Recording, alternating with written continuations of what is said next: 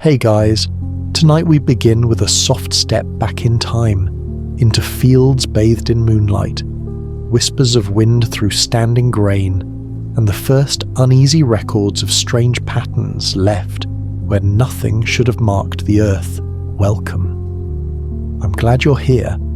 Tonight we'll move slowly, gently, through a long and calming journey into a mystery that has threaded itself through centuries.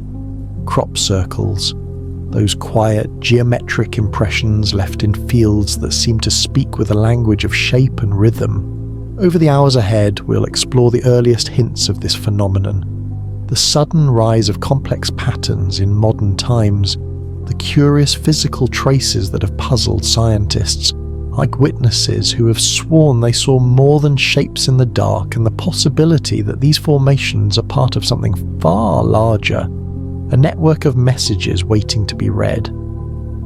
Before we settle in and begin our peaceful journey, take a moment to like this video and subscribe, only if what I share here truly resonates with you. Your support helps me create more of these videos, and if you feel like it, let me know where you're tuning in from and what time it is. It's always fascinating to see the many corners of the world where we connect.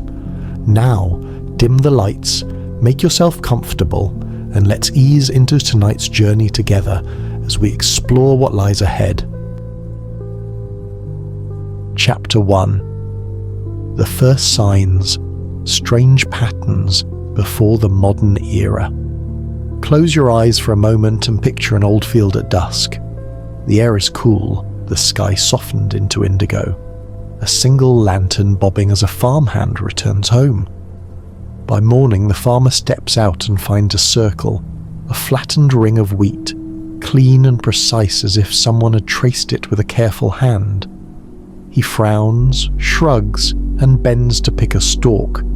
The stems lie in smooth, concentric waves.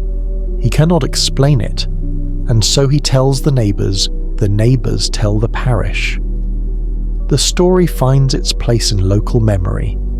Long before the word crop circle entered modern speech, there were stories like this. Short, strange mentions in pamphlets, parish records, and old folklore that hint something unusual was happening in the fields. Let's walk through a few of those earlier signs, slowly and gently, so the image can settle in. One of the most famous early records is a 17th century pamphlet often called The Mowing Devil. Published in 1678, it tells of a field of grain that would not be cut by the farmer's scythe. In frustration, and perhaps a bit of superstition, the farmer made a bargain, and the next morning the hay lay stubbled and trampled in a circular pattern. The pamphlet's illustration of a strange demonic figure mowing by night is dramatic, a product of its time's imagination. Yet tucked inside that dramatic telling is a quieter truth. People noticed odd, deliberate-looking damaged crops and felt compelled to explain it with the stories they knew. Medieval records offer more subtle echoes. Folklore speaks of witch circles and moon-made rings, patches of flattened grass or crops associated with fairy gatherings or the passage of otherworldly feet. Farmers, priests, and local scribes wrote these events into the margins of otherwise ordinary accounts. Sometimes the descriptions are practical and spare, a ring of barley laid flat after a night of stillness, and sometimes they are wrapped in the moral language of the age, omens, portents, the work of spirits. What is striking, read slowly and kindly, is the repetition.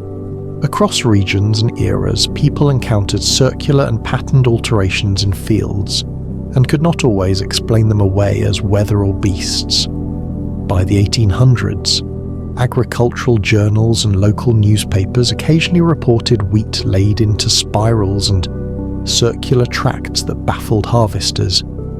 These reports are often matter-of-fact, a paragraph among many about yield and price.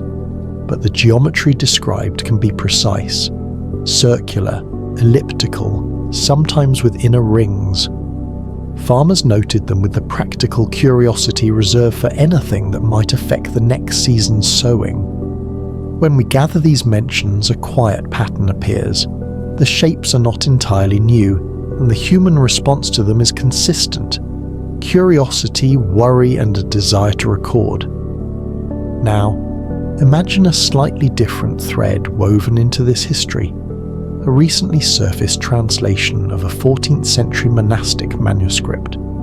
In it, according to this newly read text, a monk sketches celestial wheels that touch the earth and writes in a careful hand of nights when the heavens seem to press patterns into the fields.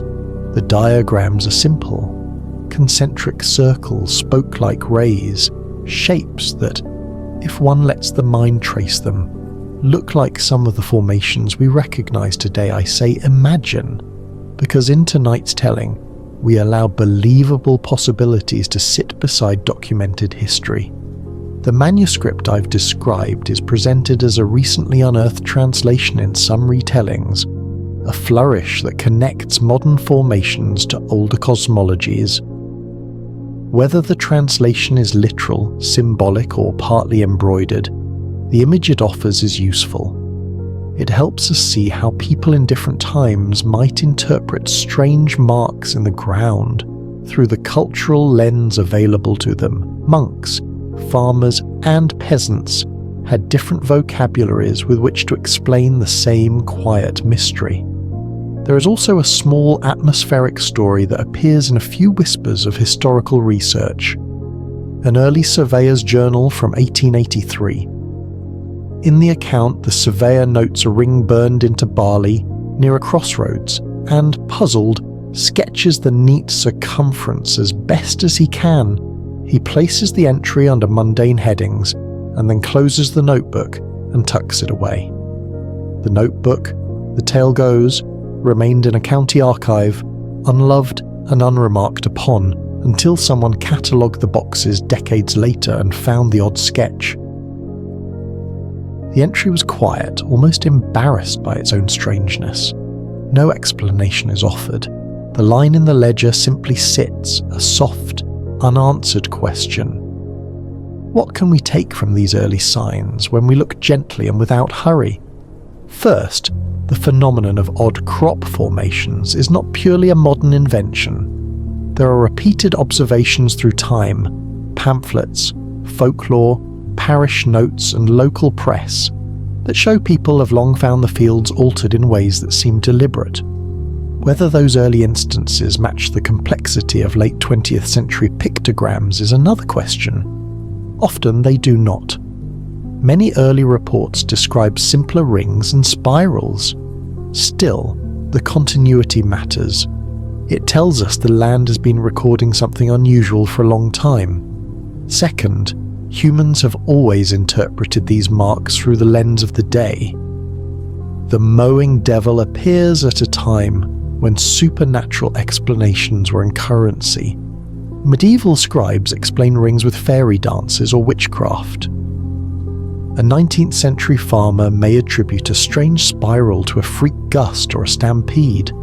That cultural filter is important because it shapes what gets recorded, how it is explained, and whether the record survives. Third, and this is the part that will quietly pull you forward through the coming chapters. Among the ordinary and the folkloric, there are a few descriptions with a precision that feels modern. The 1678 pamphlet captures a clear circle. Some 19th century accounts note spirals with inner rings. Those small, precise descriptions resonate with the patterns we'll meet later, formations that display geometry impossible to reduce to casual trampling. As you listen, imagine standing on a low hill at dawn with the cool of the morning on your face. The field below shows a single ring. Morning mist curling at the edges like a whisper. Step closer. The stems are bent, not broken. The ground shows no footprints. That quiet, small detail is the grain that will link our early history to the modern encounters we'll explore next. It's the reason polite, careful people in later centuries would take photographs, set up instruments, and in some cases keep their discoveries secret.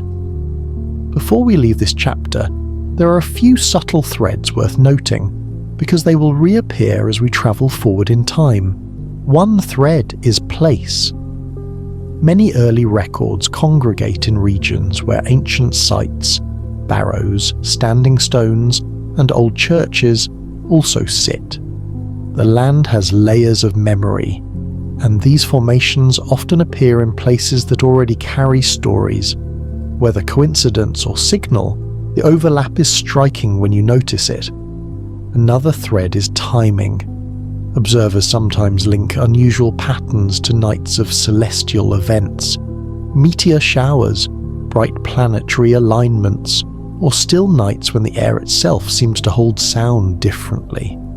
Farmers have always turned an eye to the sky and to subtle changes in the weather. When circles appeared, after nights of uncommon light or silence, people took note. Finally, there is the human response, a mixture of practical curiosity and something softer, wonder. That wonder is the gentle heartbeat of our story. People did not always seek to profit from these marks. Often they recorded them as oddities, small mysteries at the edge of daily life. In that quiet attention is the seed of all later investigation. As this chapter closes, allow the image to settle again. A single ring in a field, dew beading on bent stems, a farmer's hand hovering over a stalk he cannot explain. Keep that image with you, because it echoes in the more complex formations to come. Later we'll see how those small marks evolved into intricate designs that captured global attention, and how some of those designs bear physical traces that strain simple explanations. Rest now for a beat. Feel the hush of the field and the slow rhythm of breath. When you're ready, we will follow the trail forward into the mid-20th century, into the sudden rise of modern crop circles and the startling formations that made the world look twice. Chapter 2. The Explosion of Modern Crop Circles, 1970s to 1990s. As the centuries folded into the modern age, the quiet rings and spirals that had whispered through old journals and folklore found a new language. The fields did not stop making marks, but something changed in the way those marks arrived and in how the world looked at them.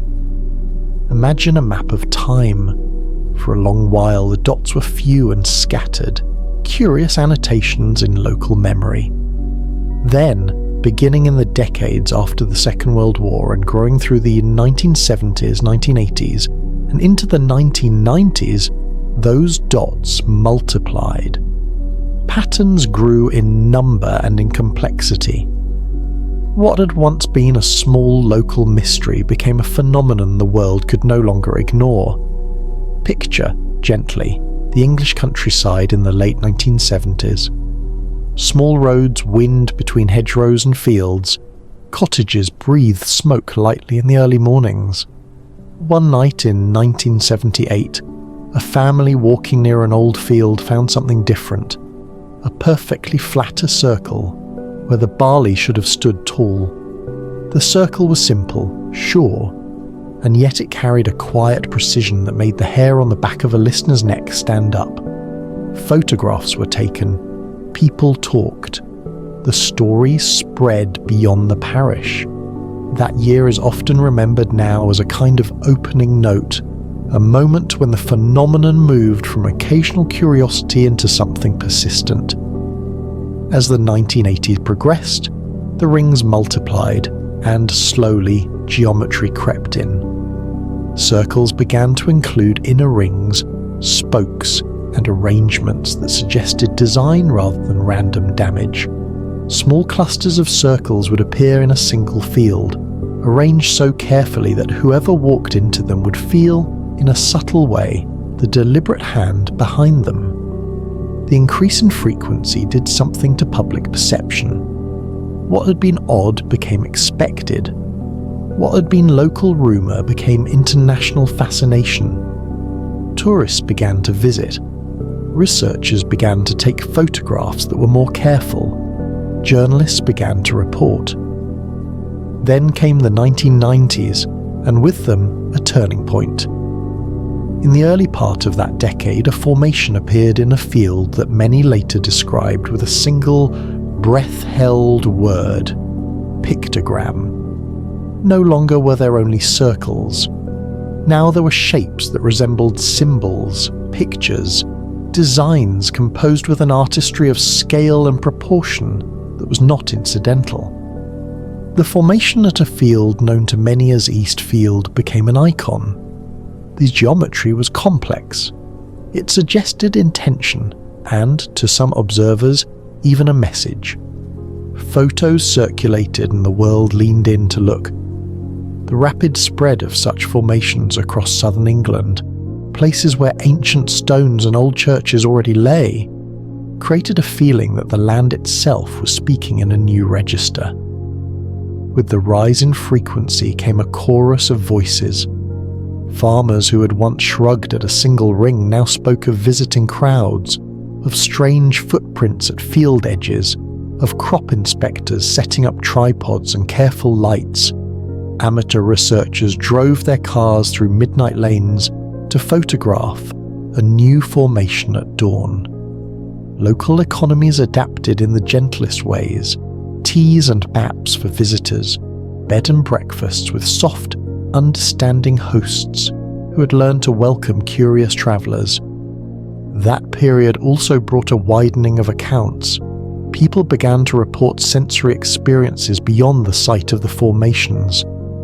In slow, low voices around kitchen tables, men and women would say they heard a humming on certain nights, an unplaceable sound that seemed to come from the fields themselves. Others spoke of a peculiar stillness, like the kind that comes before a storm, when every bird seems to hold its breath and even the leaves soften their rustle. Folklorists took note. Some connected these events to meteor showers and celestial phenomena, tracing dates and nights when light in the sky was unusually bright. The pattern of timing was not perfect, but it was suggestive. At least in some instances, circles seemed to follow nights when the sky had been particularly active.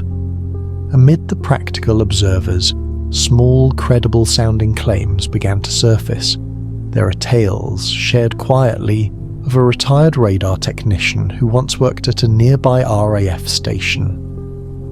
In private conversations, he would recount, always with a careful preface that he wasn't making sensational claims, that his old equipment, if left running overnight for calibration tests, sometimes showed brief spikes of interference clustered over certain fields. These spikes, the technician would say, appeared hours before a large formation was found. He described them not as proof, but as an odd correlation that merited attention. To hear it spoken by someone trained to read subtle electrical signatures carried weight. It suggested that there might be physical phenomena preceding some formations that standard observation had missed. Touring deeper into the oral record of those decades, you'll find stories that carry the texture of late-night testimony. A farmer might say, still soft with embarrassment, that his cattle were restless the night before a new design was found. A shepherd might recall dogs pacing and refusing to enter a particular field. A few accounts mention lights on clear nights, not aircraft strobes, but slow-moving orbs that danced low across the horizon and vanished beyond the hedgerow. When such claims came from people who had no reason to seek attention, a retired school teacher, a dock worker, a couple walking their dog, they felt to listeners like honest attempts to describe something they could not fit into everyday explanation.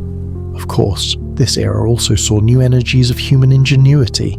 As the formations grew more complex, so did human creativity in responding to them. Groups of artists and pranksters, inspired by geometry and the thrill of the unknown, started to experiment with making designs themselves. They learned how to press wheat to the ground without breaking stems, how to create symmetrical patterns that looked crisp in aerial photographs. Some of these efforts were playful and open, shared later with proud, laughing demonstrations. Other efforts were secretive, designed to mimic the sudden appearance of a formation and to challenge the idea that anything mysterious was happening at all. But even among those human-made designs, a different quality often stood out in the authentic cases. Some formations arrived too quickly, too precisely, or with physical traces that did not fit simple trampling. Witnesses would describe finding bent stalks with nodes elongated, as if something had heated them gently. Others would note magnetic anomalies or small glassy spherules in the soil. Scientific-minded observers began to collect samples, measure compaction, and take photographs with careful timestamps. The mixture of curious citizen scientists and seasoned researchers gave the phenomenon a new legitimacy. These were not just sensational stories in the tabloids. There were people taking measurements, writing notes, and comparing details across sites. The social dimension of those decades was important too. The rise of mass media meant a formation photographed on the morning of its discovery could be seen around the world within hours. That visibility fed interest, and interest fed more visits, more cameras, more stories. The internet, still nascent in the 1990s, started to provide a space where photographs and field reports could be shared more widely than ever before. Communities of enthusiasts formed, trading images, hypotheses, and theories late into the night. Some sought purely aesthetic appreciation. These large-scale designs were beautiful in a way that lent itself to quiet pondering. Others searched for meaning, patterns that might link one field to another, one season to the next. This period also saw the emergence of more formal investigators, university researchers, engineers and physicists who would approach the formations with instruments not previously used in the field. For every sensational claim, there were calm, careful people asking simpler questions. What is the structure of the soil? Are there traces of heat or radiation? Do the formations correlate with anything in the sky or the electromagnetic spectrum? Some teams came away with results that only deepened the mystery. Others offered prosaic explanations that satisfied some observers and not others. The important point is that the phenomenon was now being studied with methods that treated it as worthy of serious inquiry. Among the most compelling aspects of this era was how the designs began to speak, not in words, exactly, but in the language of proportion and repetition. Complex mandalas appeared, fractal-like patterns unfolded across acres. Mathematical ratios hinted at an intelligence comfortable with advanced geometry. For many viewers, those pictograms felt like messages, not easily translated into human language, but suggestive of communication nevertheless. People who study patterns, mathematicians, artists, cryptographers, leaned forward, intrigued by the consistency and the subtlety of the forms. As the formations multiplied, so did the layers of response. Some authorities treated them as trespass and damage. Some local governments instituted patrols to protect fields. Other communities embraced the quiet economy of visitors and curiosity seekers. And always, threaded through public accounts, were whispered stories, a formation that appeared in one night and passed itself into a new shape by dawn. A field walk where the ground hummed underfoot. A barn camera that failed for an hour and then resumed as if nothing had happened. These accounts often came without drama, delivered in the flat, factual tone of people retelling something that had unsettled them without breaking their calm. It is that restrained voice, sincere, ordinary and unwavering, that made many listeners lean in and keep listening. We will move, in later chapters, into the science that attempted to explain these signs, and the eyewitness accounts that bring a human face to the mystery. We will look closely at the physical evidence that strains simple explanations, and at the symbolic patterns that suggest a mind at work. For now, let the thought rest. In a relatively short span of decades, crop circles transformed from occasional local curiosities into a global phenomenon where the fields themselves seem to evolve a new language of form. What began as single rings became complex pictograms, and in that evolution the world found a new kind of question, one that would not be satisfied by a single answer. Keep this image close. A night-late field, camera tripods arranged like small soldiers, a group of sleep-deprived enthusiasts leaning on their heels as dawn uncurls, and beyond them, the quiet, impossible geometry flattened into the crops. That scene, repeated in many variations across those decades, is the canvas on which the rest of our exploration will be painted. Chapter 3. The Science. Physical evidence that shouldn't exist. Now we move closer to the quiet heart of the mystery, into the part where tools and measurements meet the soft geometry of the fields.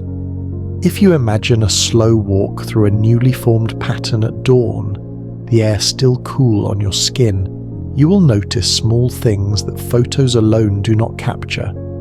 The light catching the bent stalks, the faint impression of the soil, the subtle scent of crushed plant.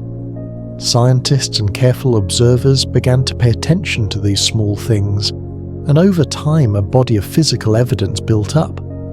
Details that are simple to describe but hard to place in any neat, familiar explanation.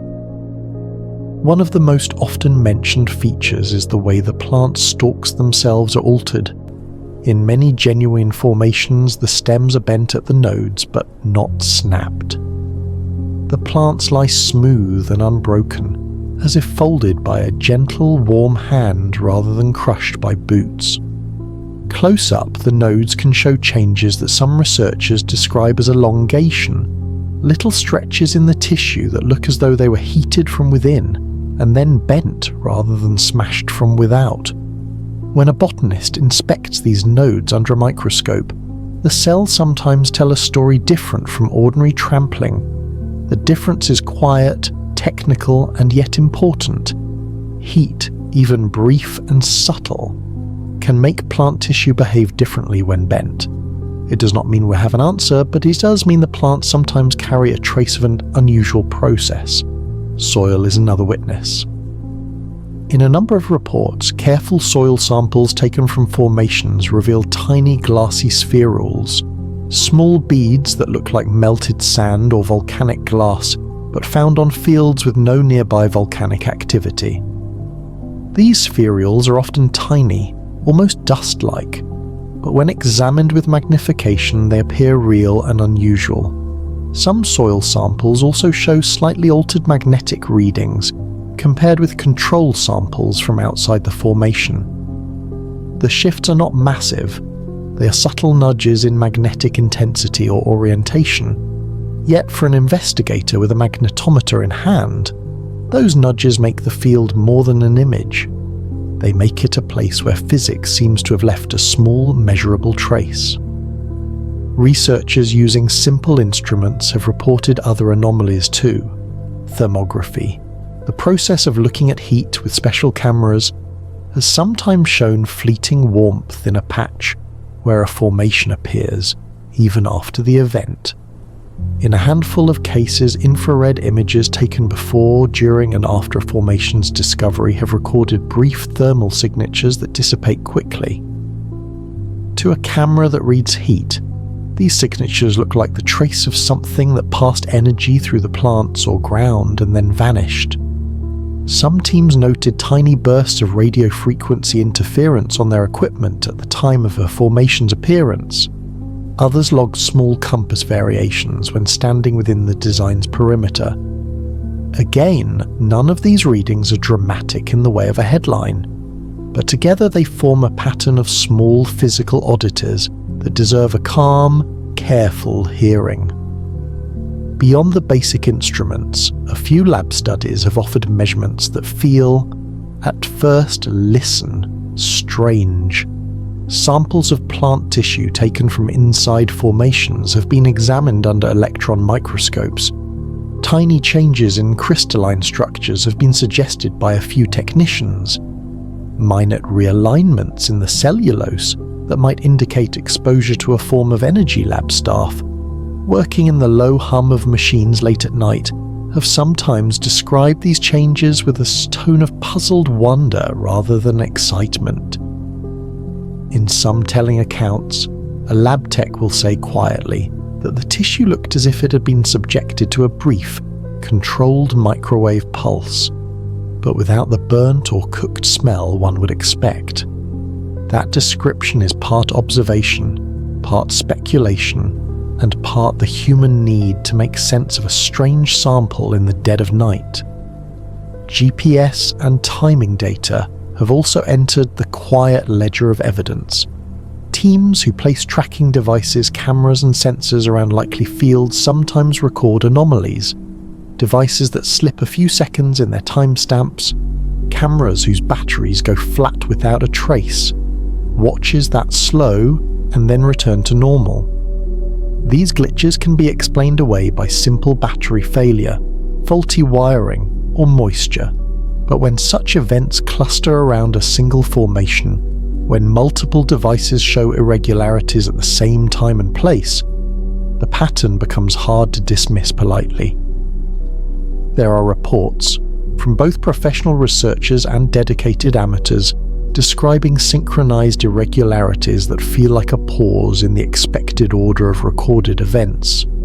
In the calm language of science, these are anomalies that invite replication and further testing.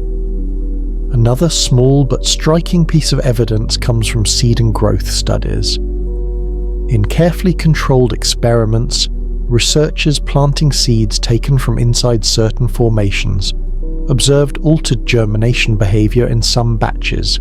Seeds sometimes sprouted more quickly or showed slightly different leaf development in the early weeks. These changes are not uniform, and they do not mean the plants will be fundamentally different. Rather, they suggest that in specific cases, something about the microenvironment of the formation, the soil chemistry, a trace element, or an unknown stress may have affected the seeds. For a viewer listening in a soft voice, such a detail plants a seed of its own. If the formation has even a temporary effect on living tissue, then it is not purely visual, it interacts. Weaving through these observations is the steady presence of careful people. Botanists, soil scientists, PhD students, and dedicated amateurs who document their work with gentle precision. Some of these investigators are skeptical by nature, others enter the field with open minds. What unites them is a slow willingness to record, measure, and repeat. The best scientific work in this area has been methodical, slow, and humble. It is the sort of work that does not promise answers, but does promise data, and data in its quiet way is what reshapes conversations. Of course, for every careful measurement that hints at anomaly, there are prosaic explanations. Human hoaxers can and do create remarkable designs. Weather can produce odd patches and patterns in vegetation. Animals, fungal growth, and farming machinery can leave strange marks. Many formation sites, when closely examined, reveal evidence of human-made tools, footprints, or other telltale signs. We must hold those known explanations in mind, because they are often the right ones. The point here is not to ignore them, but to acknowledge that even after accounting for human-made designs and natural causes, there remain lingering measures that do not fit neatly into those boxes. To make sense of that lingering space, some investigators have tried repeatable experiments. Teams place instruments before predicted meteor showers or solar events. They set up magnetometers, soil samplers, heat cameras, and watchful eyes across fields known for frequent patterns. In a few instances, these teams reported brief, unexplained bursts on their instruments. In others, they found nothing out of the ordinary. Science is patient, and patience knows how to live with not knowing. The work continues, not with dramatics, but with quiet routines of logging, sampling, and checking notes. Interwoven with this clinical work are tales that feel almost like field folklore, stories tender and strange enough to be true, whether or not we can prove them. A researcher sets up equipment at dusk and returns at dawn to find the instruments mildly out of sync, but the notes carefully kept before and after the event show a curious order, readings that could be a hint, a faint map of physical deviation that points to something worth studying more. A university lab receives a sample of soil with unusual spherals and spends long hours in sober scrutiny, eventually producing a report that hints at unusual thermal histories in the particles. These stories, told without flourish, are the backbone of how the phenomenon moved from curious pictures into laboratories and journals. As you rest with these images, the bent node, the tiny glass bead, the whisper of a thermal signature, let them settle like small stones in a stream. Each one is simple on its own, and together they form a clear bed of questions. What energy, if any, touch these plants in the soil? What instruments can reliably record that touch? And if something beyond common explanation did occur, what does that imply about the nature of the formations? Later chapters will gently explore eyewitness accounts, symbols and messages, and the possibility of technology beyond our known reach. For now, hold this chapter as a quiet ledger of physical clues, small, measured curiosities that suggest the fields have more to tell us than a photograph can capture. Chapter 4, The Silent Witnesses, Eyewitness Accounts Officials Don't Publicize. As we step gently into this next part of our journey, imagine yourself walking slowly along the edge of a quiet field just before dawn. The air is cool and still, the sky a soft gradient from deep navy to pale lavender. Somewhere beyond, a crow calls, and your footsteps barely disturb the grass. In such moments, some people have reported seeing things that linger quietly in memory, small and strange, almost impossible to explain, yet unforgettable. These are the accounts of the silent witnesses, the people who have stood in or near fields as patterns appeared, or shortly afterward, and have carried their stories without much fanfare. One of the most persistent reports across the decades comes from nighttime observers. Locals in Wiltshire, a region that would become famous for these formations, have told researchers about flashes of light moving across fields in the darkness. Sometimes these lights are described as soft glows, almost like distant lanterns hovering just above the crop. Other times they appear as quick darts, almost impossible to track with the naked eye, only catching the corner of a witness's vision. Often, by morning, a formation had appeared in the place where the light was seen the night before. The accounts are gentle, usually whispered in small groups, as if speaking too loudly might make the memory vanish. There are also reports of unusual atmospheric effects. A whirling mist has been observed rising and twisting over fields before a formation appears. Hikers and walkers have described it as neither fog nor smoke, but a thin, transient veil that curls and shifts in ways that feel alive, dissipating as quietly as it appeared. Some say the mist seems to hover just above the crop, following the contours of the land. It is a quiet, subtle event, almost like the breath of the earth itself. In 1996, a story circulated among researchers and field enthusiasts about a pair of hikers walking late at night. They claimed to have seen a luminous sphere moving slowly across a barley field. The sphere hovered for several minutes, its soft glow illuminating the plants below, then vanished into the darkness.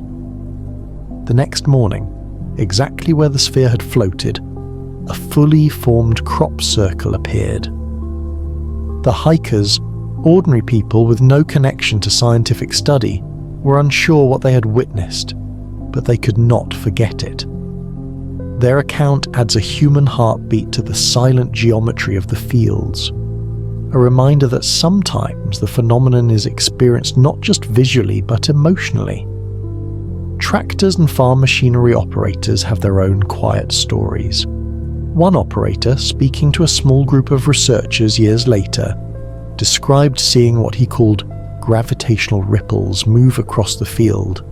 The ground seemed to undulate subtly, and the crops bent without a visible force before returning to a uniform flatness in patterns that would later be recognized as a formation. He was a practical man, not prone to exaggeration, and yet he could not offer any conventional explanation. These accounts, repeated quietly among other observers, give texture to the mystery. Occasionally, reports combine light, sound, and motion. Farmers have mentioned a low-frequency humming, almost like a distant engine running underwater, that precedes the appearance of a circle. Dogs and other animals can become restless, pacing at the edges of a field, refusing to enter. Lights may flicker in the distance, or shadows seem to move without wind. In every case, these are small phenomena, easy to dismiss individually, but when they occur together they form a pattern as precise as the shapes in the fields themselves. What is striking about these silent witnesses is the consistency of their observations. Across decades and decades, people describe similar sensory events: light in the darkness, movement that cannot be traced, subtle sounds and vibrations, a feeling that the field itself is alive for a short, ephemeral time. It is important to note that many of these accounts never reach newspapers or mainstream media. They exist in private diaries, letters, oral testimony shared with trusted friends, and small field reports filed quietly by researchers. The restraint of these witnesses adds weight to their observations. They're rarely seeking fame, and yet they speak of what they have seen with careful, sober detail. There are also instances where ordinary events intersect with the extraordinary. A man tending to a field late at night in the 1980s described noticing a soft glow on the horizon. As he approached, the glow seemed to shift and condense, and the air felt charged. The next morning he discovered a perfect, multi-ringed circle where the light had hovered. Another account comes from a woman walking her dog at dusk, who noticed a faint spinning mist above the wheat. By sunrise, the mist had vanished and left behind an intricate pattern that would later be photographed and documented. These experiences are quiet, almost meditative, and yet they carry a subtle tension. The sense that the fields are not entirely passive, that something unseen may have passed through.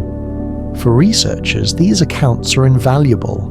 Physical evidence, laboratory measurements, and geometric analysis tell part of the story, but human observation adds texture, emotion, and timing.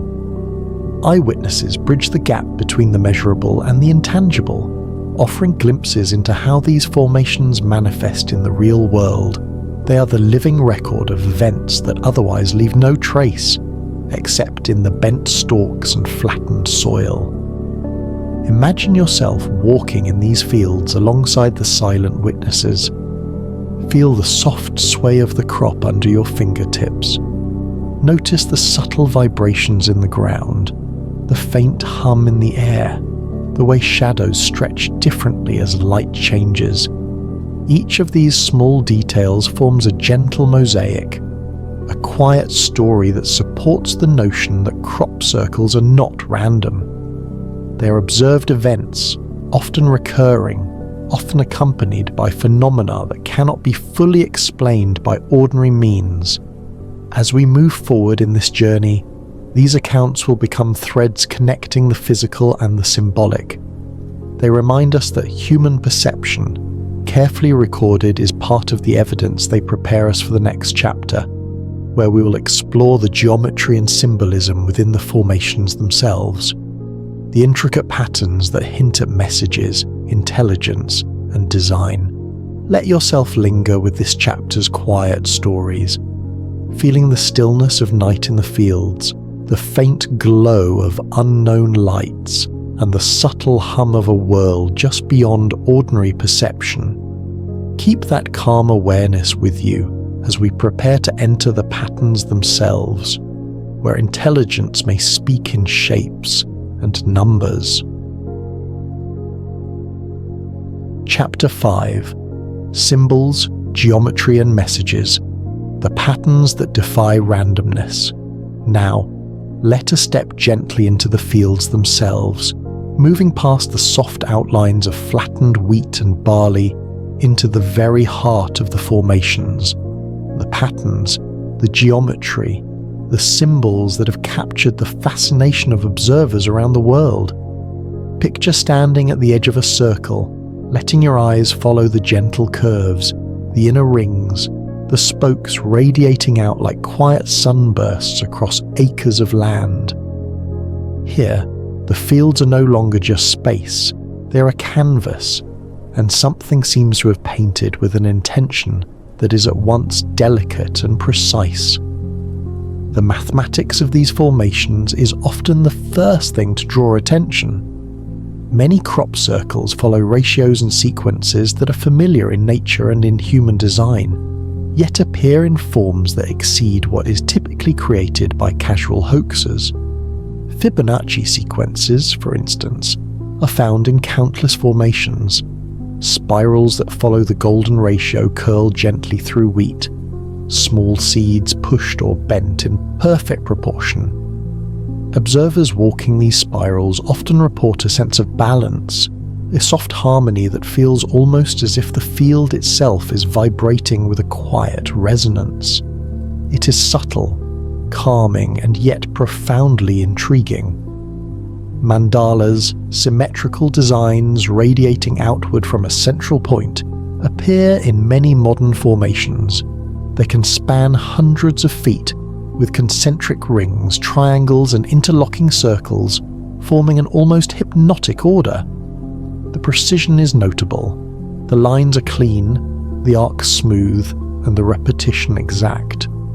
In some formations, fractal-like patterns emerge, smaller versions of the larger design nested within themselves, as if each part carries the structure of the whole.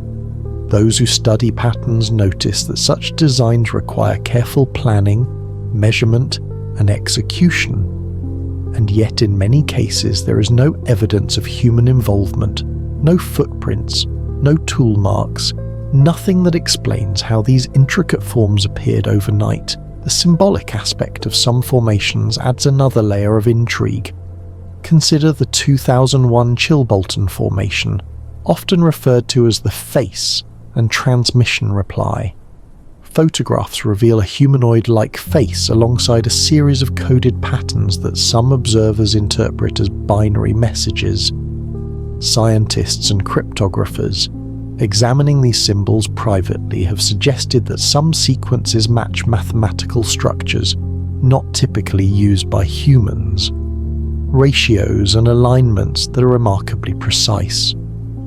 To walk quietly through such a formation, even in thought, is to feel the suggestion of communication, that the design is not random, but intentionally structured to convey something beyond immediate understanding.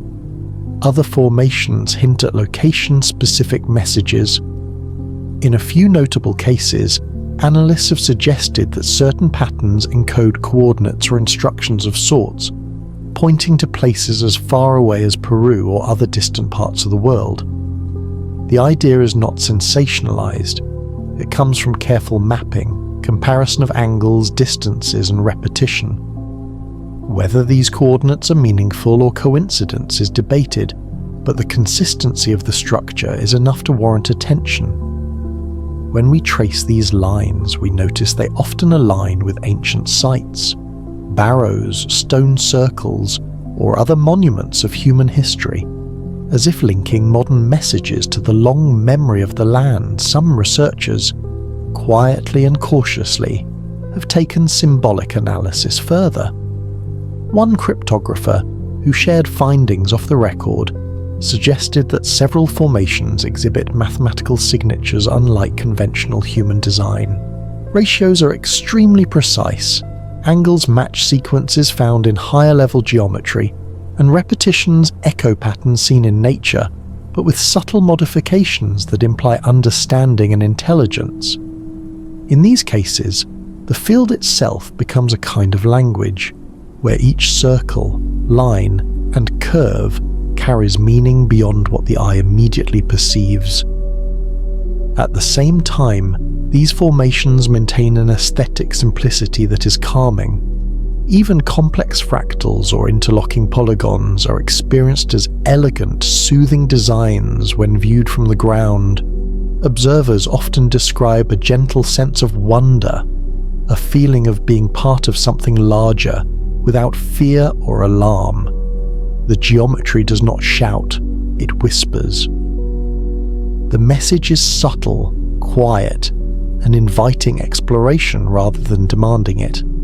Imagine walking slowly through one of these patterns. Let your steps follow the curves and radii. Notice the way the flattened stalks move beneath your fingertips, sense the symmetry in the air around you. Some formations appear to guide movement, almost as if the field itself suggests a path to walk. The experience is meditative, combining visual fascination with a physical rhythm. It is no wonder that people have returned night after night, camera in hand, notebook ready, to observe what cannot be fully explained. The connection between the symbolic patterns and natural phenomena is also worth noting. Certain formations appear following meteor showers, auroras, or nights of unusual celestial activity. Some researchers have noted alignments with solar and lunar positions, suggesting that timing and placement may hold as much significance as the shapes themselves. The repetition of circles, arcs, and fractal designs mirrors forms found in nature, from the spiral of a shell to the branching of trees, yet the scale and precision elevate them beyond ordinary natural processes.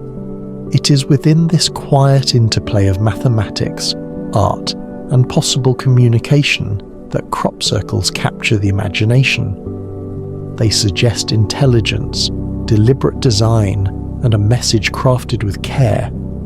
Observers report a mixture of curiosity, calm, and even awe.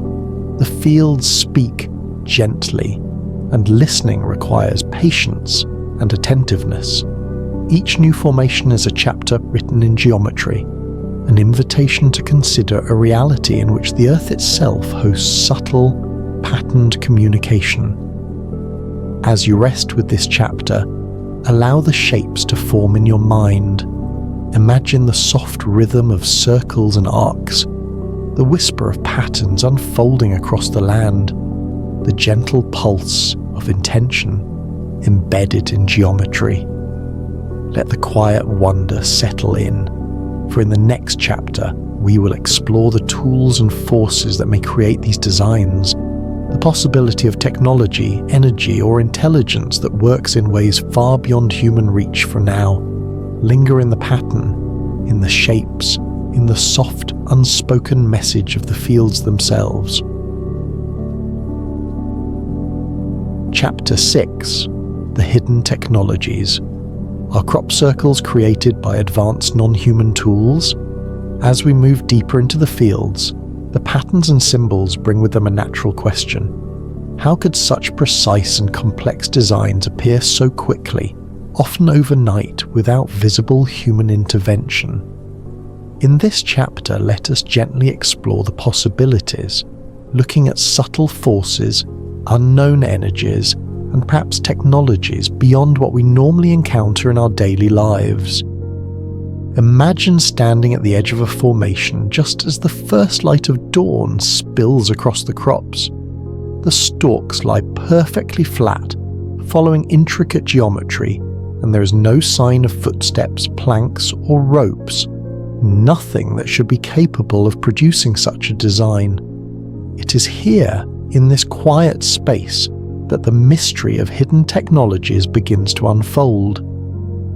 Some observers have reported seeing formations appear within a very short time, sometimes in a matter of minutes. One field measured and monitored by local enthusiasts in the 1990s remained unchanged in the evening. By the time the sun rose, a complex fractal design had appeared across the wheat.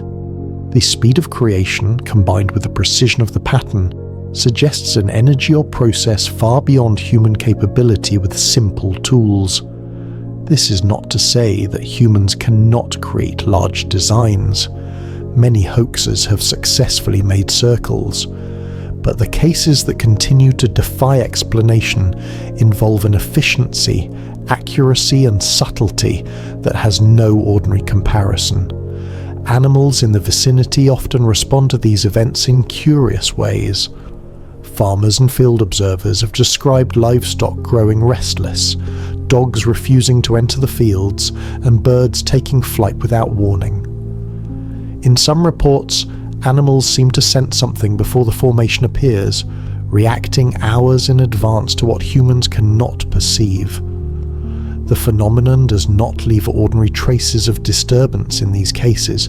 It is as if an invisible force has passed over the field, leaving both a pattern and an impression on living creatures. There are also accounts from former defense contractors and atmospheric scientists suggesting the possibility of focused energy. One individual, who requested anonymity, claimed that sensors he once operated had recorded unusual directed energy signatures in the vicinity of certain formations. These signals were brief, localized, and unlike conventional radar, radio, or satellite transmissions. The technician's description is careful, almost clinical, and he never implies intent or origin, yet it hints at forces that may be subtle, powerful, and not widely understood. Atmospheric observations add another layer to this quiet puzzle. Some physicists, monitoring fields known for repeated formations, reported the sudden appearance of small vortices or rotating air patterns just before a circle emerged. These were gentle, invisible to the naked eye, and detectable only with sensitive instruments. Yet when paired with the reports of lights, humming sounds, and plant anomalies, they suggest that the forces shaping the formations may operate through air, energy, or other subtle physical processes rather than brute mechanical pressure. Technology may also exist in forms entirely unknown to humans. Think of the possibility of highly directed electromagnetic pulses or precise manipulation of plant tissue using energy fields. Laboratory studies described in previous chapters hint at microcrystalline changes in plants consistent with controlled exposure to energy bursts. Field observers report compass fluctuations, GPS anomalies, and temporary instrument failures in and around formations. Each of these details, small on its own, accumulates into a portrait of something active and intelligent at work. One of the most intriguing aspects is that the designs often appear in harmony with environmental conditions. They rarely damage the crop irreparably. Stalks bend but remain alive, seeds retain viability, and the soil often shows subtle, measurable changes rather than devastation. This level of finesse, creating large, precise patterns while maintaining plant health, is unusual. Human-made hoaxes rarely achieve such care, especially on a scale spanning hundreds of feet with mathematical exactitude. The evidence suggests a process that is precise, controlled, and intentional, acting in harmony with natural systems rather than against them. Some formations also seem to interact with electromagnetic fields in the surrounding area. Observers have recorded transient anomalies in magnetic readings and temporary disruptions in nearby electronics, such as cameras, watches, and compasses. These effects are fleeting, subtle, and often difficult to replicate, yet they suggest that some form of energy is passing through or near the crop during the creation of the pattern. It is almost as if the field itself is a conduit for an invisible process, a quiet stage for something unseen yet real. Witness accounts sometimes hint at even more exotic possibilities. A handful of observers describe seeing arcs of light that move in precise trajectories, hovering just above the crop, and dissipating moments before the formation is fully revealed.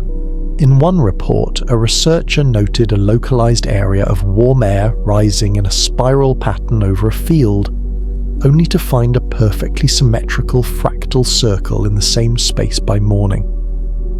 These events, rare and subtle, suggest that the process may involve forces or mechanisms that are sophisticated, deliberate, and potentially non-human. It is also worth noting the timing of many formations. Some appear after nights with unusual celestial activity, such as meteor showers, auroras, or planetary alignments. While correlation is not causation, the repeated observation of timing connected to cosmic events raises the question of whether the phenomenon is influenced by external forces beyond our immediate understanding. If the formations are, in some way, responding to environmental or celestial signals, the technology behind them may be far more advanced than anything currently known to humans. Walking through these fields, it becomes clear that the patterns themselves are only part of the mystery. The method of their creation, the subtle interactions with living beings, and the transient physical phenomena suggest a quiet intelligence, operating through energy and precision. Whatever is shaping these formations, it is deliberate, careful, and often imperceptible until dawn reveals the work. As you rest with this chapter, imagine the soft glow of lights, the gentle sway of plants, the faint hum in the air, and the whisper of an intelligence that moves silently, leaving behind intricate messages in geometry and shape. Let yourself feel the calm wonder of standing in a field just as the sun begins to rise, witnessing the silent technology of an unknown hand at work. In the next chapter, we will explore the quiet but undeniable interest of governments and authorities, the secret eyes that watch these fields, and the reports that never reach the public.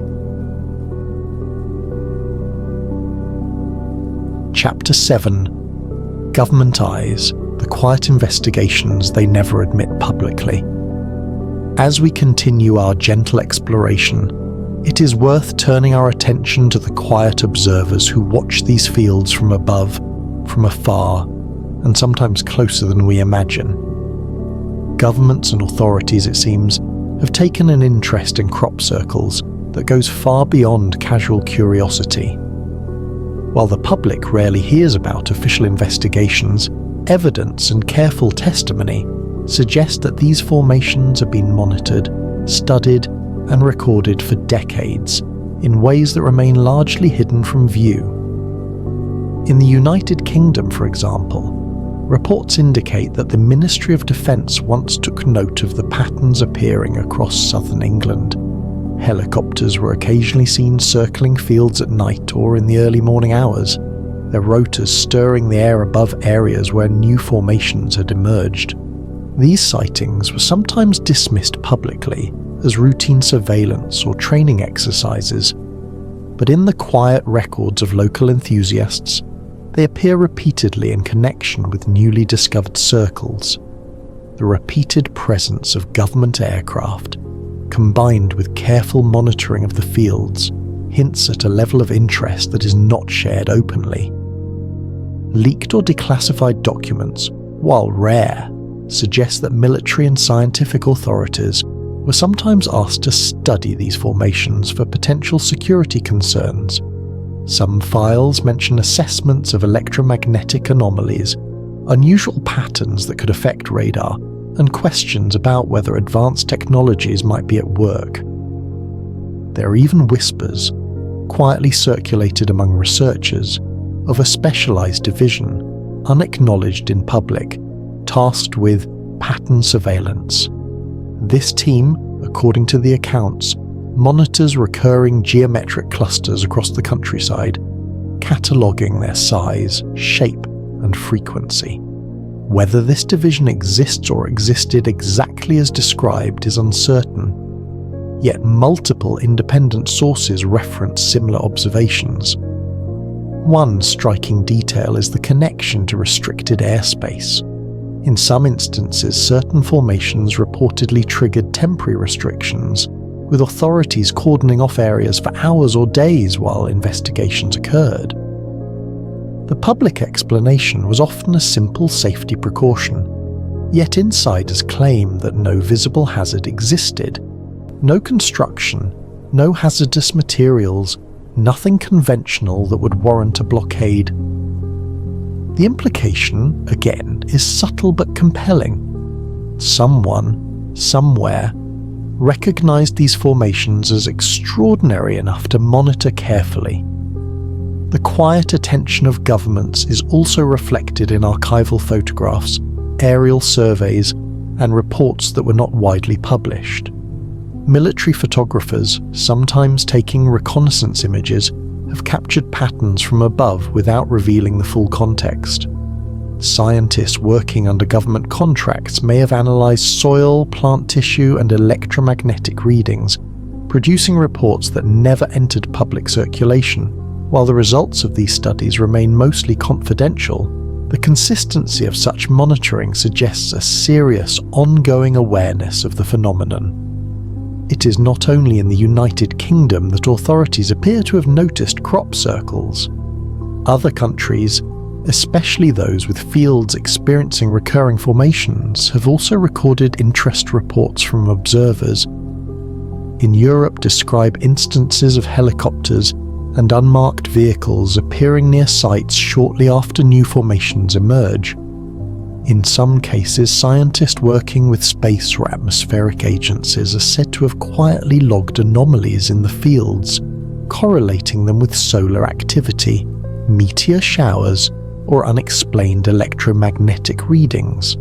Though these accounts are seldom verified in mainstream channels, they contribute to a picture of careful observation that transcends borders. Eyewitnesses sometimes describe encounters that feel simultaneously ordinary and extraordinary. A local farmer might see unmarked vehicles parked quietly near a field, with men in plain clothing examining instruments. The observer senses nothing threatening, only a deliberate, focused interest in the crops themselves. In other cases, researchers claim that official personnel approach formation sites immediately after discovery, take careful notes, and leave without explanation. The consistency of these encounters, spanning decades, suggests that someone is keeping track of patterns, timing, and perhaps even subtle environmental effects. Interestingly, these investigations often intersect with scientific curiosity. Teams of botanists, physicists, and geologists may operate under government contracts or informal agreements, collecting data on soil composition, plant behavior, and local atmospheric conditions. The resulting reports sometimes indicate anomalies consistent with previous measurements. Nodes in plants elongated or subtly heat-affected, magnetic fluctuations in the soil, microcrystalline changes in plant tissue. The quiet presence of official observers reinforces the idea that the phenomenon is taken seriously at high levels, even if the public narrative remains skeptical. What is remarkable is the discretion with which these investigations occur. Unlike a police search or media-covered scientific experiment, these operations often leave no public trace beyond faint impressions. A helicopter overhead, a vehicle on a country road, a note filed in an archive. They move with precision, care, and subtlety, much like the formations themselves. It is as if both the phenomenon and the observers exist in a shared space of quiet intelligence, a kind of unspoken understanding between those who create and those who watch. This awareness also extends to data collection and pattern analysis. Authorities appear interested not just in individual formations but in clusters, recurring geometries, and possible connections between sites over time. Maps and aerial surveys compiled over years show that formations often appear in certain fields repeatedly, sometimes aligned with ancient monuments or other geographical markers. The implication is that monitoring extends beyond a single event. it is about observing sequences, connections, and perhaps a larger system at play. Even the most subtle hints of this interest suggest respect for the intelligence behind the formations. Rather than attempting to remove, destroy, or alter the circles, observers often document them carefully, measuring and photographing without disturbing the design. The approach is quiet, methodical, and non-intrusive, echoing the care evident in the creation of the patterns themselves. As you rest with these details, allow yourself to feel the gentle tension between mystery and observation. Imagine quiet observers, cameras and instruments at hand, moving softly through fields as dawn approaches, noting subtle patterns and anomalies while leaving the land undisturbed. Consider that someone, somewhere, has recognized these formations as worthy of attention, worthy of study, worthy of patient observation. In the next chapter, we will move even closer, exploring the direct interaction of researchers with the formations themselves. We will look at how the patterns seem to affect their surroundings, subtly influencing devices, perception, and even plant growth. For now, let yourself feel the quiet presence of watchful eyes, the knowledge that the phenomenon is observed, measured, and respected, even in ways the public may never fully know. Chapter 8. The Experiments. Encounters with the pattern's strange energy. As we continue our calm journey through the quiet mystery of crop circles, let us step directly into the experience of those who have engaged with the formations in close proximity. Imagine standing at the edge of a newly formed circle, the morning dew still glistening on the stalks, the air crisp and still. The field seems ordinary at first, but as you take each careful step inside the design, subtle changes in the environment begin to register. Observers, researchers, and curious visitors alike have described experiences that suggest these formations interact with the world around them in gentle, yet undeniable ways. One of the first things many report is a shift in perception. Time can feel different inside a circle, not dramatically, but in the subtle way that a quiet, unfamiliar place can affect awareness. Researchers carrying watches and cameras have occasionally noted anomalies: batteries draining faster than expected, cameras shutting down without apparent cause, and even timestamps on devices showing small discrepancies.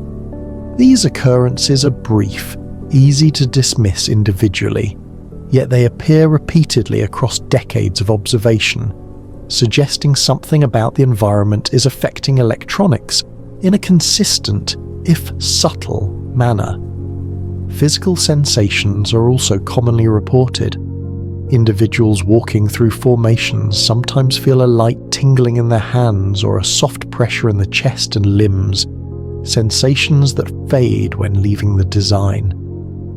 Some describe a gentle warmth rising from the soil or a faint vibration underfoot, almost like the heartbeat of the earth itself. These phenomena are often accompanied by a sense of calm curiosity, not alarm, encouraging careful attention and observation rather than fear.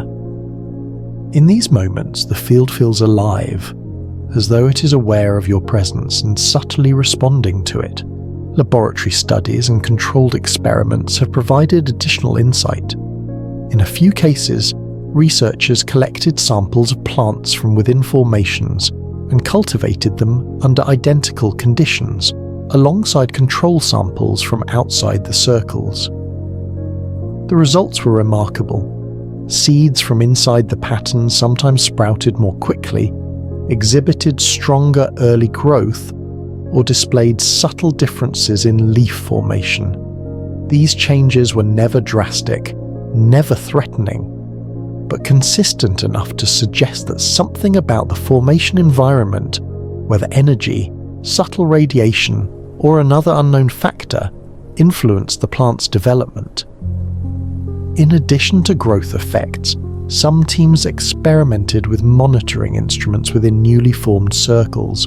Magnetometers, thermometers, electromagnetic field sensors, and sensitive cameras were carefully positioned and left to record for hours. In several instances, unusual readings appeared: temporary spikes in electromagnetic activity, localized warming, or slight shifts in magnetic orientation. These effects would fade after a short time, yet they suggest that formations are not merely visual phenomena. They have a presence that interacts with physical instruments, leaving traces detectable by careful, patient observation. Eyewitness accounts complement these experimental findings. One team in southern England set up cameras to record a formation that had appeared overnight. Members reported feeling subtle pressure in the chest, a gentle hum in the ears, and a faint warmth on the skin. When reviewing footage, they found faint anomalies in the images, slight blurring and irregular lighting that could not be attributed to wind, humidity, or camera malfunction. Another researcher described the experience of walking through a circular formation just after dawn, noting that the air seemed unusually still, the light diffuse, and the plants unusually soft and pliable underfoot. The observer later compared samples of plant tissue with those from outside the formation and noted microscopic differences consistent with gentle heat exposure. Some accounts go even further, suggesting a sense of intelligence behind the energy of the formations. Observers have described feeling guided along paths within the circle, drawn towards specific points where the geometry seems to converge. There is no coercion or force, only a quiet sense of direction, as if the field itself is inviting exploration. These experiences are deeply personal, subtle, and always calming, more akin to meditation than to danger or alarm. Even devices meant to record phenomena sometimes behave unpredictably. Watches may gain or lose seconds. Cameras can capture faint streaks of light invisible to the eye, and small electronic instruments occasionally register brief, unexplained fluctuations. When multiple devices register anomalies simultaneously, observers report a heightened sense of curiosity and focus, reinforcing the idea that the field has an interactive quality. It is as if entering the formation places one within a network of energy that subtly engages both living beings and instruments alike. Not all experiments are technical. Simple observation and meditation within the formations have yielded remarkable subjective experiences. Visitors often report a deep sense of connection, a feeling of unity with the land, and a quiet awareness of patterns that extend beyond the physical design. Some describe intuitive insights, flashes of understanding, or the impression of being gently guided to notice particular aspects of the circle. These experiences, though difficult to quantify, are consistent enough among independent observers to suggest that the formations affect consciousness in subtle, calming ways. Researchers have noted that these effects are not harmful. There is no pain, no disorientation beyond the occasional subtle time distortion or device anomaly, and no lasting negative impact on plant or soil health. The energy seems to be entirely non-destructive, often leaving the environment more vibrant, the soil enriched, plants healthier, and the observer more alert and contemplative. In many ways, the formations appear to operate with a quiet benevolence, engaging those who approach with respect and patience. Taken together, these observations and experiments suggest a deeper layer to the crop circle phenomenon. They are not merely visual art or random disturbances. They interact with the physical world in ways that hint at intelligence, intention, and subtle energy. Whether this is the work of unknown natural forces, advanced non-human technologies, or another mechanism entirely, the evidence invites careful attention, patient observation, and a gentle openness to the unexplained.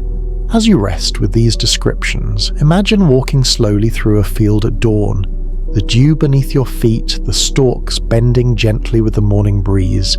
Sense the subtle warmth, the faint vibrations, the quiet hum of energy.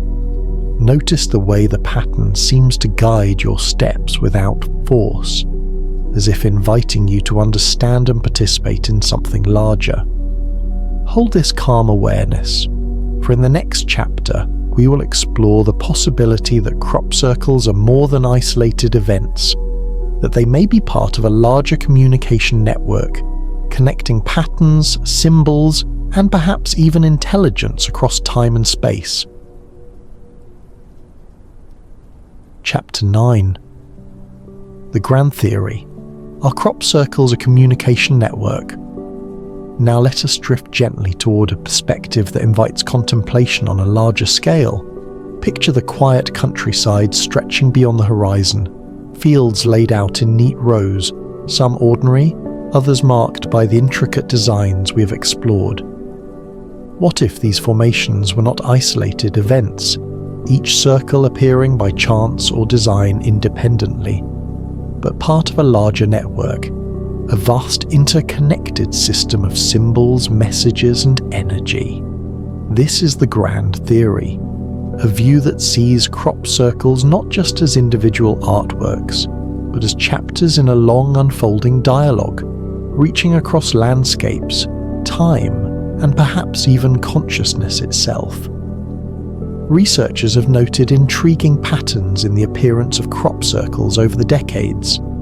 Formations frequently cluster in certain geographic regions, often in southern England, but also appearing in Europe, North America, and Asia. There seems to be a rhythm to their emergence, tied to seasons, celestial events, and even solar activity. Some researchers have mapped the locations of hundreds of circles over decades and observed subtle alignments that suggest intention. Lines drawn across landscapes connecting circles like points in a constellation, forming pathways that extend beyond immediate perception. The notion of a communication network arises naturally from the patterns themselves. Consider formations that appear over time in sequences: a simple circle, followed by a complex fractal, followed by a formation with encoded symbols. When viewed individually, each formation is compelling on its own.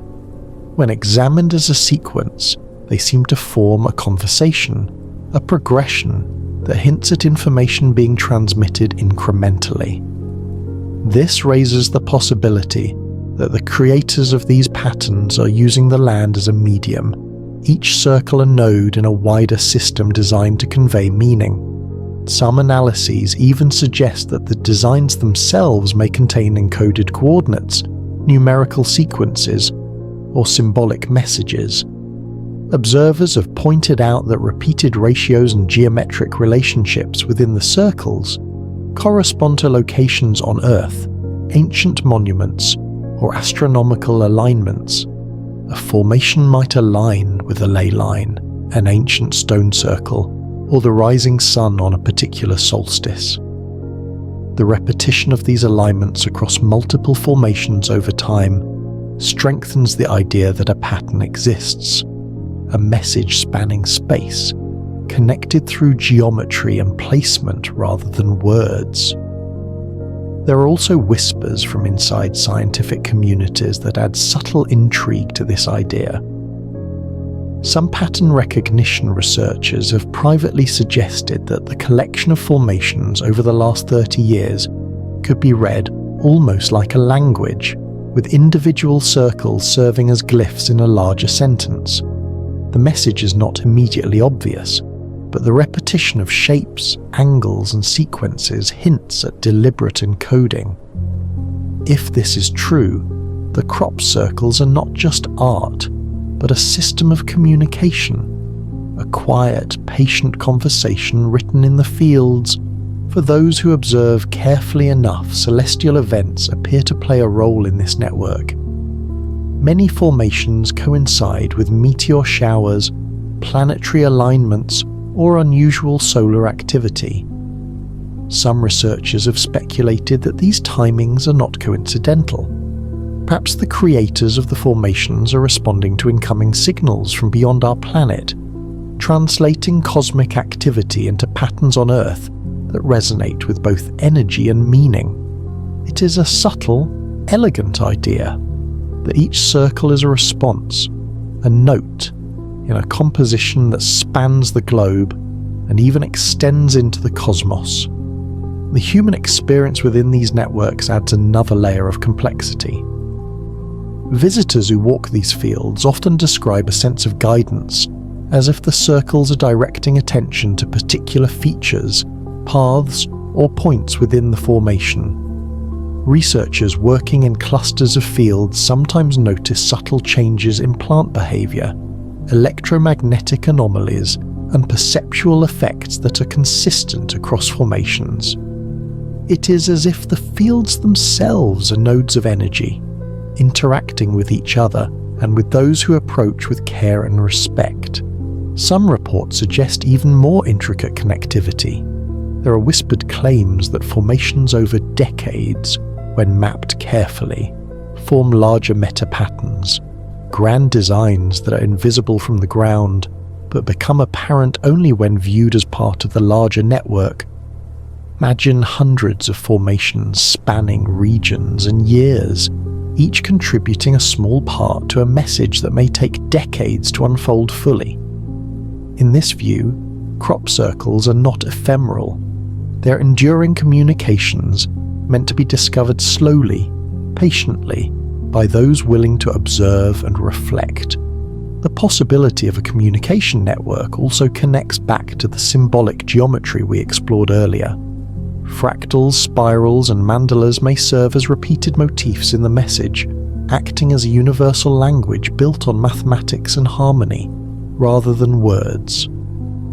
Binary-like sequences, encoded shapes, and recurring ratios suggest deliberate transmission of information in a form that can be understood across cultures, languages, and even species. It is a quiet, subtle intelligence, using natural and symbolic forms to communicate in a way that is calming, precise, and enduring. Even considering government monitoring, experiments, and unusual energy interactions, the idea of a network becomes increasingly compelling. Authorities may track individual formations, but the broader interconnected sequence may extend beyond human comprehension. The field is not merely a location for a single pattern, it is a node in a larger structure, perhaps spanning continents and decades, each formation a quiet response to others, each message a step in a conversation we're only beginning to perceive. As you rest with this chapter, imagine standing at the center of a series of fields, each marked by a circle, a spiral, or a fractal design. Feel the calm connection between them, a network not imposed but gently expressed, linking one location to another in quiet resonance. Sense the intelligence behind the arrangements, the patience required to create and maintain such a system, and the quiet wonder of discovering that these patterns may be part of a conversation that stretches far beyond any single observer. Allow yourself to dwell in this idea, to imagine the fields as pages in a vast, slow-moving story, each formation a message waiting for those who listen carefully. In the next chapter, we will explore the ongoing mystery, looking ahead to what future formations may reveal, and considering the possibility that the messages are not complete, that the next crop circle could hold revelations that connect decades of previous patterns into a profound, unified message. Chapter 10. The Unanswered Message. What the next formation might reveal.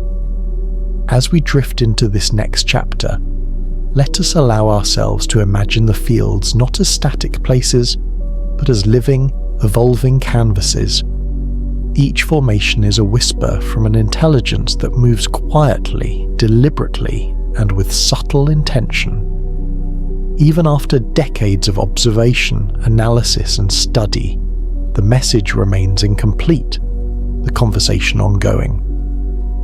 The very idea that the next formation could reveal something previously unseen invites patience, curiosity, and quiet wonder.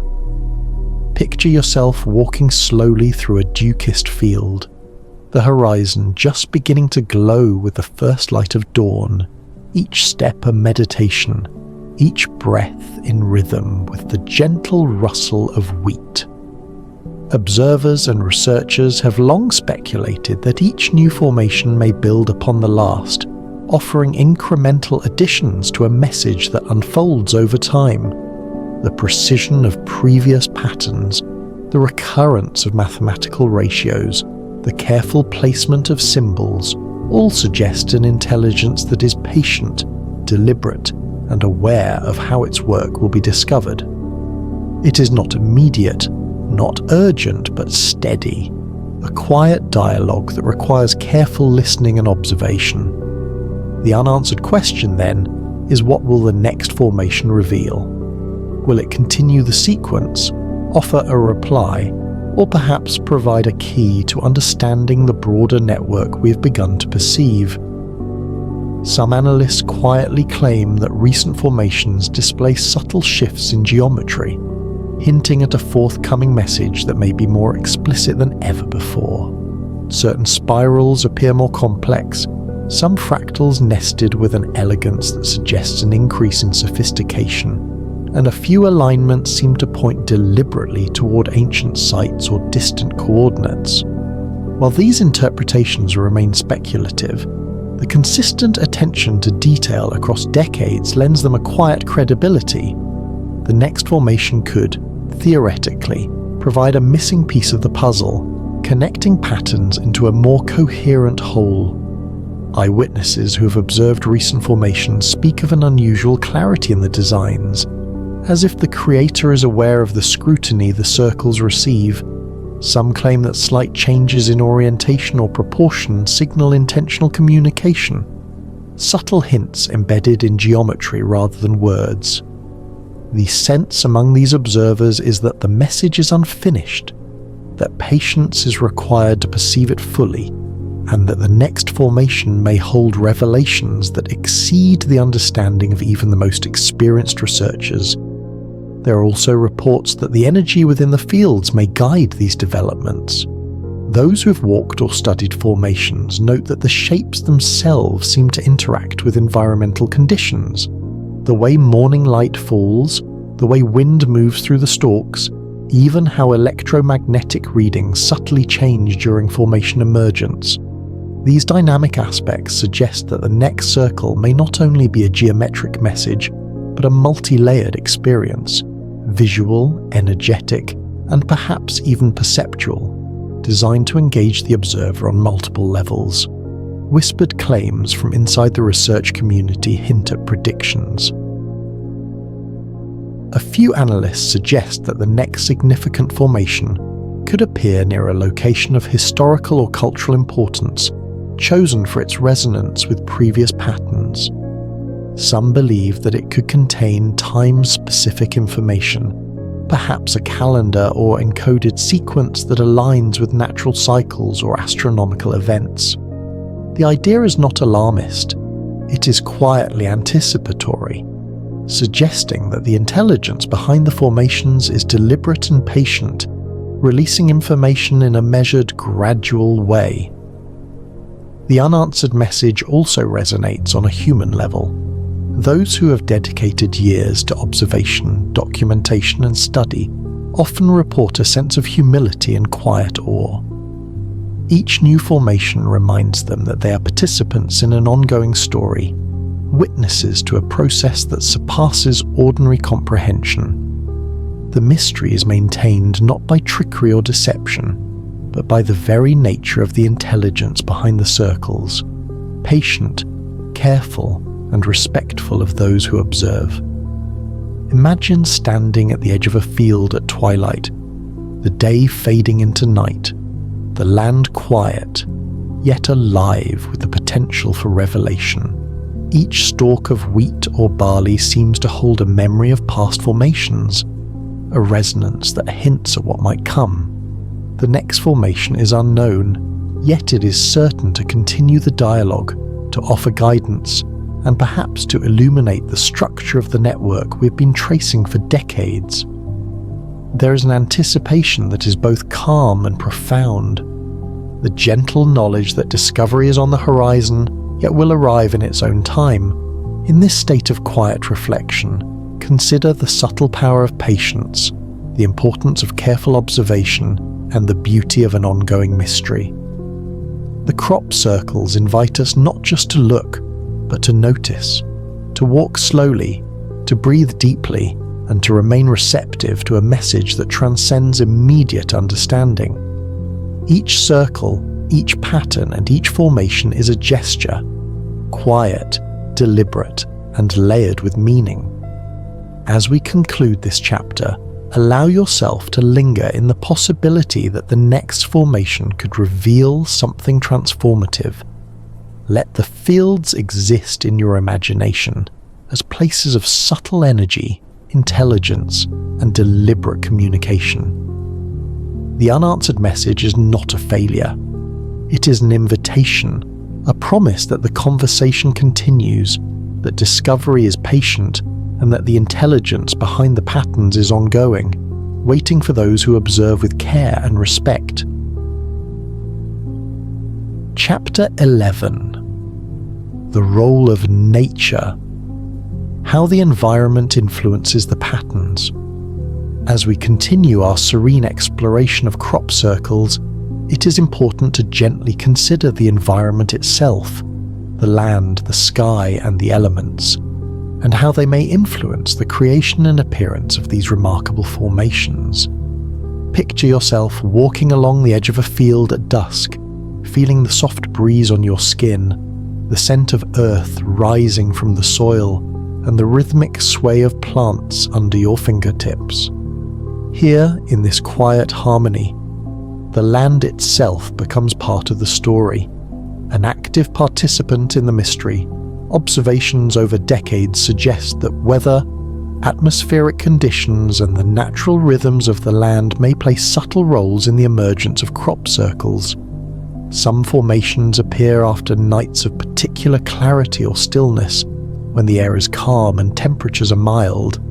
A light fog or dew often enhances the visibility of the patterns, making the geometry shimmer softly as the sun rises. Researchers have noted that wind patterns rarely disturb the integrity of the formations, suggesting that they emerge under conditions that favor precision rather than randomness.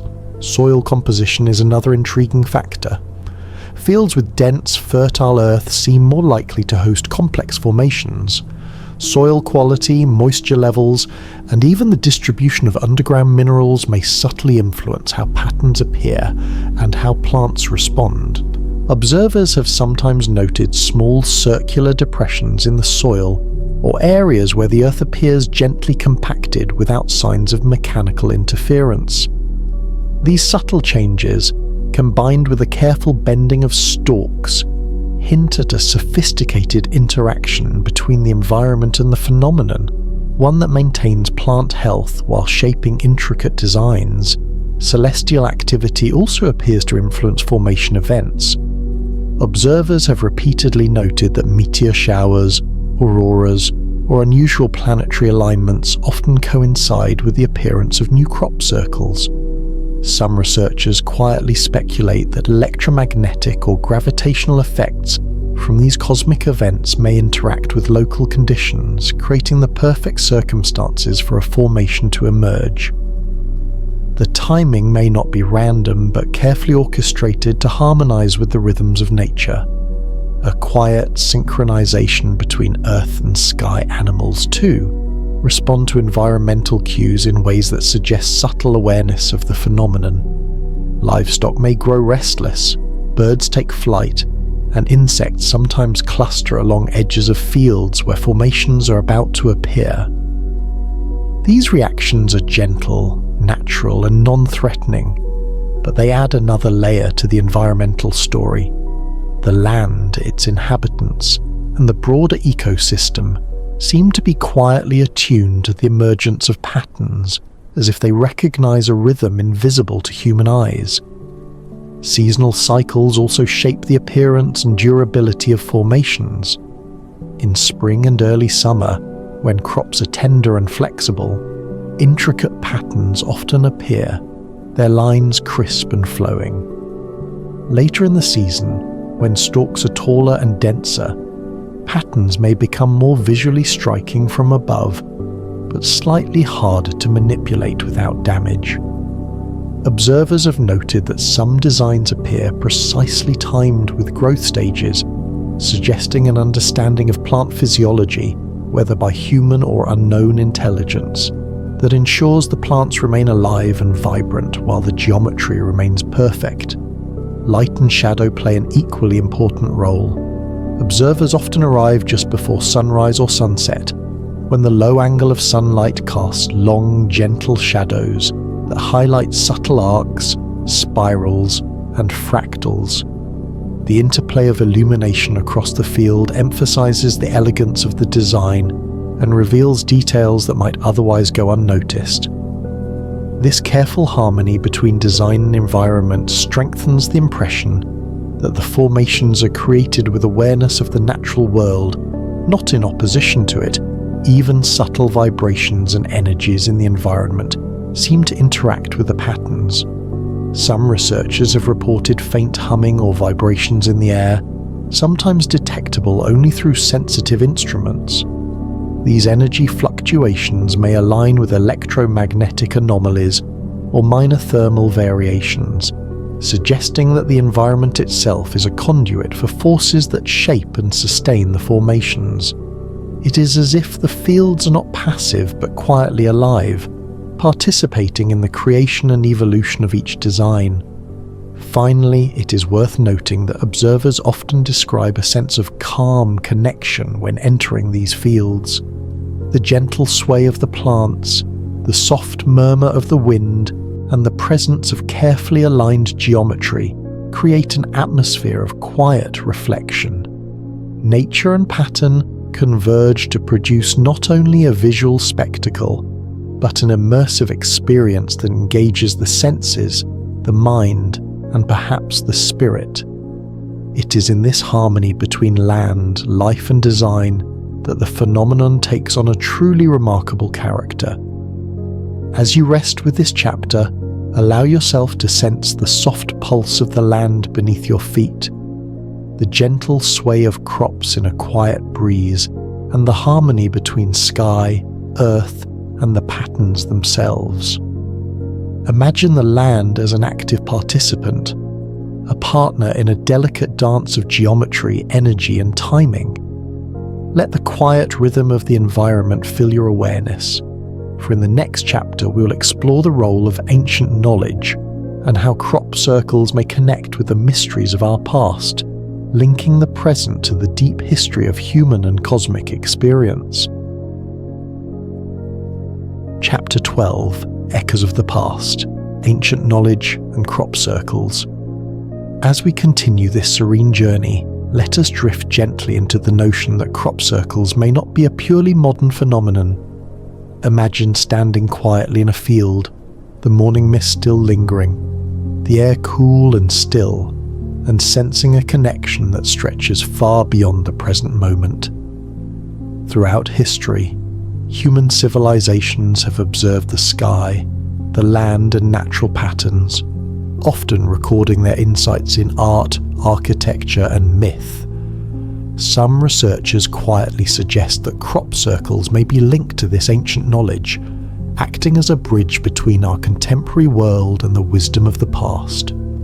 Ancient structures, stone circles, and megalithic monuments offer the first hints of this connection. Sites like Stonehenge, Avebury, and the various Celtic stone circles scattered across Europe demonstrate a sophisticated understanding of geometry, astronomy, and the natural cycles of the Earth. These structures often align with solstices, equinoxes, or other celestial events, reflecting a deep awareness of cosmic patterns. Observers note that modern crop circles sometimes echo similar geometries, spiral forms and alignments, suggesting a subtle continuity. A conversation across millennia, manuscripts and chronicles from medieval times describe unusual crop phenomena that resemble modern formations. The Mowing Devil pamphlet of 1678 tells of a field where crops were mysteriously flattened overnight, creating a pattern that terrified and fascinated locals. Some scholars have recently claimed to uncover translations of previously forgotten monastic manuscripts from the 14th century, describing celestial wheels that touch the earth, complete with diagrams resembling contemporary crop circle designs. These references hint that the phenomenon may have long been observed, its meaning partially understood, yet intentionally kept within the realms of careful study rather than widespread notice. Legends and folklore provide additional threads linking the past to the present. Tales of witches' circles or fairy rings in crops, often reported across Europe in the 18th and 19th centuries, describe perfectly circular areas of flattened plants accompanied by strange lights or a low hum in the night. These stories, often dismissed as superstition, share striking similarities with modern accounts: unusual lights, precise geometry, and effects on animals, suggesting that humans have been witnessing and recording this mystery for centuries, even if the science or explanation was beyond contemporary understanding. One of the most compelling aspects of this connection is the geometric sophistication found in both ancient and modern patterns. Crop circles frequently employ fractals, mandalas, and mathematical ratios that resonate with the principles seen in sacred architecture and ancient symbols. Some researchers quietly note that these ratios, Fibonacci sequences, golden spirals, and nested symmetry, are not random but deliberate, reflecting an understanding of natural and cosmic harmony that ancient cultures also sought to express. The repetition of these principles in modern fields suggests continuity, a subtle echo of wisdom preserved across generations. Eyewitnesses and researchers sometimes describe feeling a link to this ancient knowledge when standing inside a formation. There is a quiet sense of recognition, as if the human mind senses patterns it has glimpsed before in other forms, in stone, in temple alignments, or in sacred geometry. This experience is not overwhelming or mystical in a dramatic sense, but soft, gentle, and profoundly grounding. It is as though the fields themselves are teaching us to see connections that have always existed, waiting for patience and observation to bring them to light. In some formations, the alignment with ancient sites is particularly striking.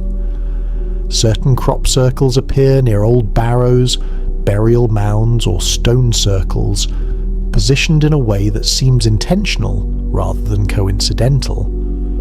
The geometrical precision often mirrors that of the ancient structure nearby, suggesting that the formation is not merely visual art, but a dialogue with history itself.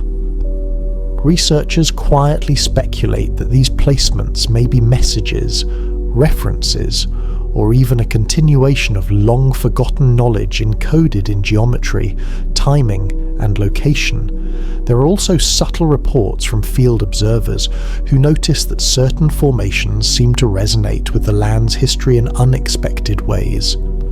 Soil readings near ancient sites sometimes differ slightly from surrounding areas, electromagnetic anomalies appear more pronounced, and subtle shifts in plant growth align with patterns recorded in older structures. While these effects are delicate, the consistency of reports over decades invites the possibility that crop circles are engaging with something enduring, a memory of the land, or knowledge embedded in the earth itself. Even in folklore, the echoes of past observation are profound. Tales of lights, mysterious circles, and unexplained natural phenomena span centuries, suggesting that humans have always been witnesses to something extraordinary. Even when the cultural framework for understanding it did not exist, the modern phenomenon may simply be a continuation of this long history, refined by awareness, observation, and perhaps subtle guidance from the same intelligence that influenced earlier generations. As you rest with this chapter, allow yourself to sense the threads connecting past and present. Picture the hands that once laid stone, the minds that observed the sky, and the fields that held secrets across centuries. Imagine standing quietly among crops, feeling the soft pulse of the earth, sensing the resonance of ancient geometry and subtle intelligence. The patterns beneath your feet may be more than visual marvels.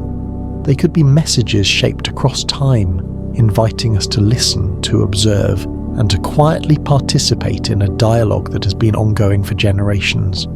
In the next chapter, we will explore the connection between crop circles and human consciousness, considering how observers' thoughts, attention, and intention may interact with these patterns, creating a gentle interplay between mind, field, and unseen intelligence.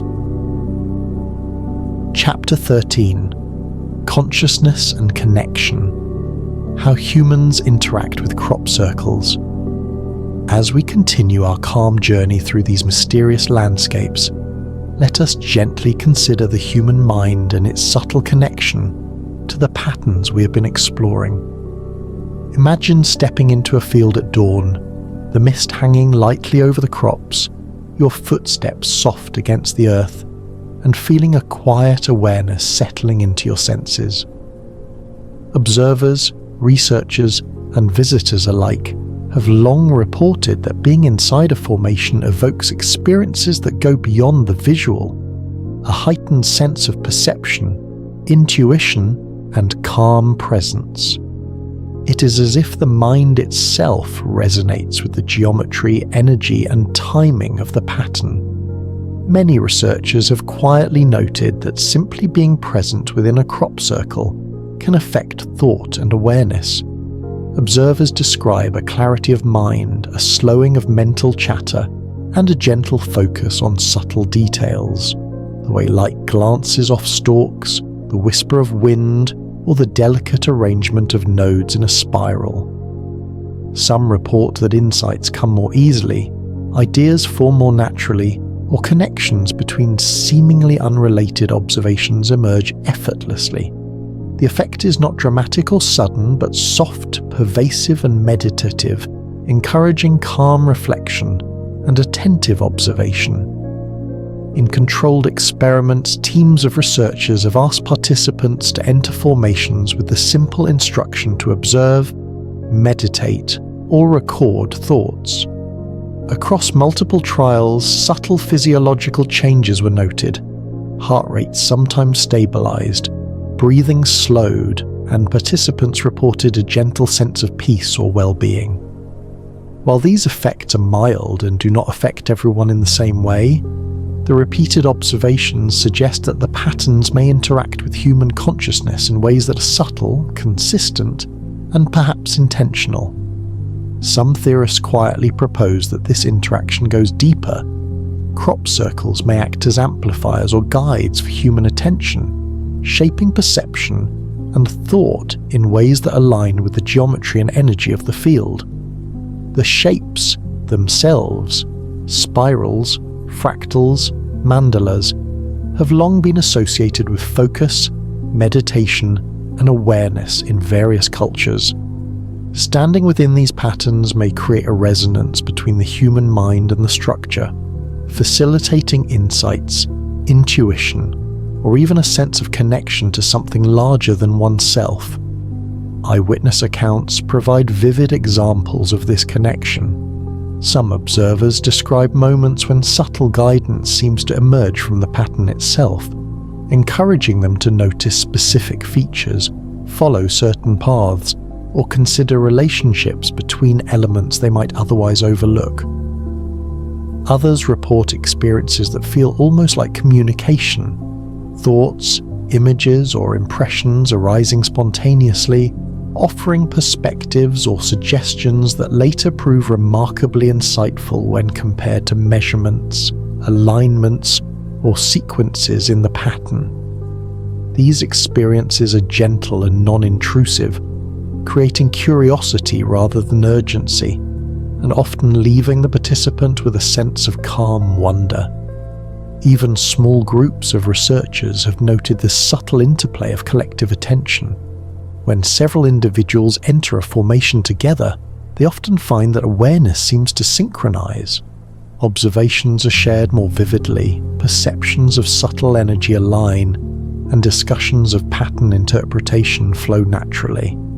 It is as if the field responds not only to a single observer, but to the focused consciousness of multiple minds, encouraging collaboration, observation, and reflection in a quiet, harmonious way. Reports of these phenomena are consistent across decades, geographic regions, and independent observers. Participants frequently describe the experience as a gentle awareness of being part of something larger, a connection that transcends ordinary observation. This is not mystical in an overwhelming sense. Rather, it is a soft, meditative recognition of patterns, timing, and energy, encouraging a deeper engagement with the environment and the phenomenon itself. Some researchers quietly suggest that these interactions may be intentional. The creators of the formations, whether human, non-human, or an unknown intelligence, may understand how consciousness responds to geometry, energy, and attention. The subtle effects on perception, the gentle guidance, and the meditative qualities of the experience all suggest a form of communication designed to engage observers thoughtfully rather than coercively.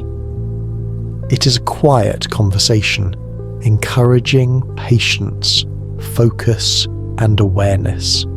There are also indications that prolonged attention to formations may enhance the observer's sensitivity to subtle, environmental cues. Those who study multiple fields or return regularly to the same locations often report an increased ability to notice patterns in light, sound, movement, and energy. Animals, wind, temperature, and subtle electromagnetic effects may all become more perceptible, not as dramatic disturbances, but as delicate whispers that invite careful attention. The patterns themselves, in this sense, become teachers, guiding those who approach with patience and respect. As you rest with this chapter, imagine walking slowly into a newly formed field, your steps measured and deliberate. Feel the rhythm of the land beneath your feet. Notice the gentle sway of plants and allow your mind to quiet. Sense the subtle resonance between your consciousness and the geometry around you. Let yourself notice small details, follow gentle intuitions, and feel the quiet guidance that may emerge. This interaction is not forced or demanding, but soft and reflective.